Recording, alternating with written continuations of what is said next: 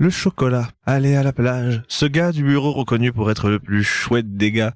Autant de choses que d'ordinaire tout le monde aime universellement. Universellement sauf un. Chaque activité possède son hater, son râleur, celui qui répond non j'aime pas après que vous soyez démené pour trouver l'occupation qui satisfasse tout le monde. Bref, un chieur. Mais une activité réductible à un verbe seulement résiste encore et toujours à la haine de ce type d'individu. Manger. Cherchez. Personne n'aime pas manger. Personne ne boude son plaisir lorsqu'on lui propose un resto. Pour ma part, j'adore manger. C'est souvent convivial, ça sera toujours meilleur que mes prouesses culinaires personnelles, et ça évite le décès.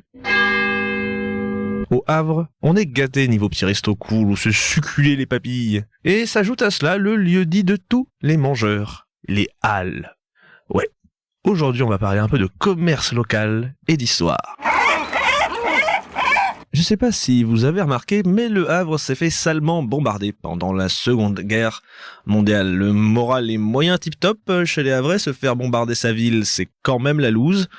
Alors pour contrer l'humeur morne et la crise économique, on lance le projet des Halles. On va passer des Halles style Baltard, souvenez-vous de ce nom, il reviendra, pour une nouvelle structure qu'on va inaugurer en 1960. Une structure que je dirais à forte résonance havraise.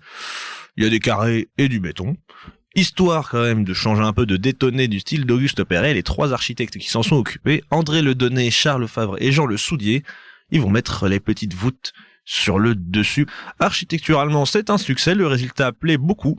On dira de Halles que c'est un bâtiment de valeur remarquable et universel. Malgré ça, elles vont subir des restructurations qui vont un peu les dénaturer, si on en croit des experts, avant de retrouver son look d'avant en 2002 grâce à un dernier lifting. Une coutume vu qu'au Havre, une autre halle bien connue des Havrais est passée par la case ménage de printemps. La halle aux poissons, son histoire elle est un peu moins foisonnante. Comprenez que j'ai pas trouvé énormément de trucs dessus.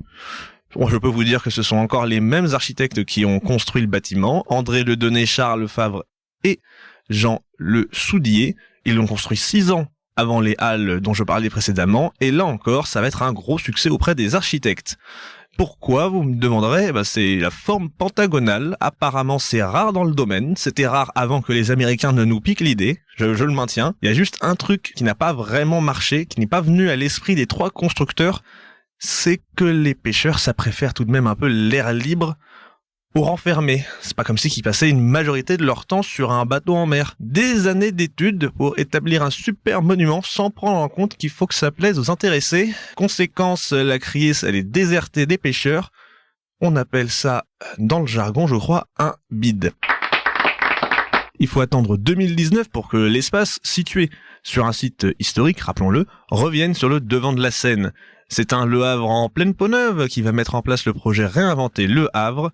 La halle aux poissons va devenir un lieu branché, on y mange responsable, il y a des concerts, des soirées, des conférences, et important, on garde l'aspect local si cher aux halles avec des artisans du coin et des marchands.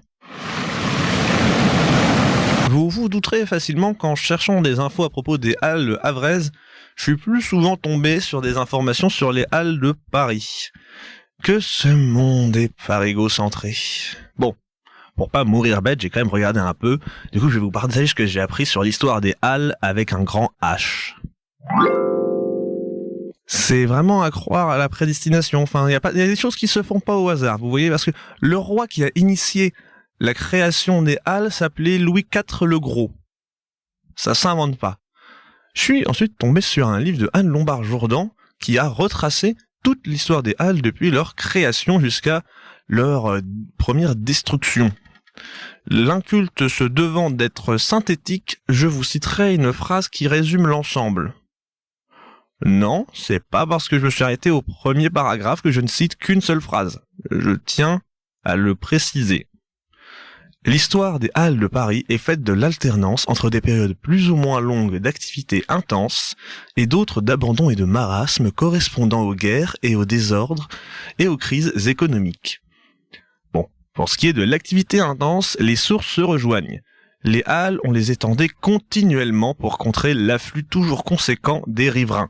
C'était immense, un bâtiment par denrée, par aliment. Vu qu'à l'époque, en plus de ça, l'hygiène c'était plus proche de la croyance que du devoir, les Halles de Paris, c'était ce qu'on nomme communément un beau bordel. Pour l'anecdote, sachez que du Moyen-Âge au Xe siècle, on savait comment occuper les passants. Entre achats de pitance et de tissus, vous pouviez lancer des ordures au visage de criminels pris dans des pilori.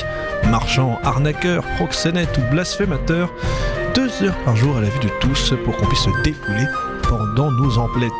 Activité rarement summum de fun. À l'époque, on savait animer nos marchés. Engorgement et insalubrité, le préfet Rambuteau crée en 1818 une commission pour décider du sort des halles. Soit elles allaient déménager, soit on allait les réaménager. L'architecte Victor Baltard, vous voyez, on y est revenu à ce nom, réaménagera le ventre de Paris. Il installera des structures en fer à la forme de parapluies, proches des halles havraises pré-bombardement. Ça sera apprécié un temps avant de se montrer insuffisant. On va détruire les halles en 1969. On les fera déménager à Rungis pour sûrement l'un des plus longs déménagements jamais connus. 10 ans. Et amusant, ce qui va remplacer les halles Baltard, c'est le Forum des Halles, un centre qui était censé marier culture et commerce, mais lui aussi, on va le restructurer pour cause de vieillissement de l'installation. Un renouveau, d'une certaine façon, qui fait penser, à une certaine échelle, à celui de la halle au poisson. Halle ayant l'air synonyme de restructuration, en 2018, on inaugurera une des dernières refontes des lieux.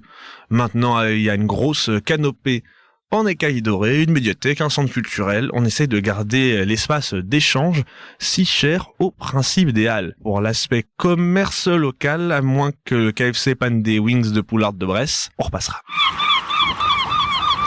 C'est plutôt marrant de voir à quel point les halles, ça se ressemble en fait de Paris à Le Havre. Des trésors architecturaux, pas toujours spécialement pratiques. On les reconstruit en permanence, mais on cherche toujours à y mettre en valeur les produits locaux. Visiblement, Paris, ça en a un petit peu perdu. De toute façon, à Le Havre, c'était mieux, depuis toujours. Déjà, première raison, parce qu'on s'y est pris à 2 fois pour les refaire correctement, les nôtres. Ce qui est peu, visiblement, dans le monde de la reconstruction de halles. Puis, le principe des halles, c'est quand même d'aller aux siennes. En tout cas, ça m'a donné faim, c'était l'Inculte. Mes excuses aux experts, et à la prochaine.